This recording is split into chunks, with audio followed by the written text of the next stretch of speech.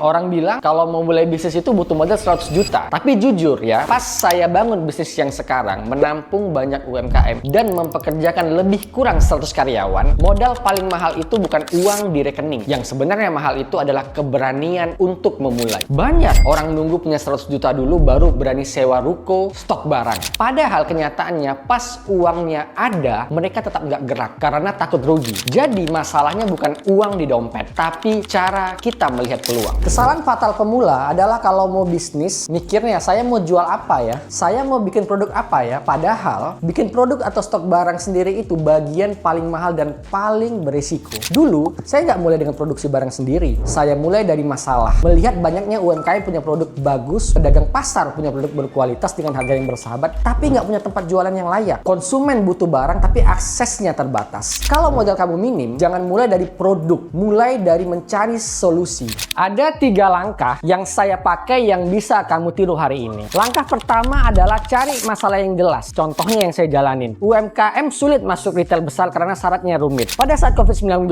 pedagang di pasar sulit memasarkan produk karena akses terbatas konsumen itu. Dan masalah itu adalah peluang bisnis kamu. Langkah kedua, mulai bisnis dulu, baru buat evaluasi. Bisnis yang besar hari ini bukan dimulai dari perencanaan yang besar, tapi dimulai dari satu langkah kecil. Ini yang jarang orang lain lakukan. Kita terbiasa bangun toko dulu, baru cari pelanggan. Saya pastikan sistemnya jalan dulu, pastikan ada pasarnya dulu. Kalau sudah ada validasi bahwa orang sudah butuh produk itu, baru kita eksekusi. Langkah ketiga, gunakan aset yang kamu punya. Banyak yang tanya, gimana bisa isi swalayan kalau modal mepet? Jawabannya adalah kolaborasi. Saya buka pintu untuk UMKM lokal, mereka titip jual, saya sediakan tempat dan sistemnya. Rak saya terisi tanpa saya harus beli putus semua stok di awal. Bukan uang yang kamu butuhkan, tapi kemampuan untuk menghubungkan aset yang kamu punya. Masalahnya bukan kita nggak punya modal. Masalahnya kita pengen bisnis tapi tanpa risiko. Padahal modal minim itu bukan kelemahan. Justru itu vital karena kamu dipaksa untuk kreatif, dipaksa untuk kolaborasi, dan dipaksa untuk beneran paham apa yang pasar butuhkan. Bisnis yang saya jalani sekarang bukan dibangun dari tumpukan uang di awal, tapi dari keberanian untuk menjadi jembatan bagi produk orang lain. Jadi,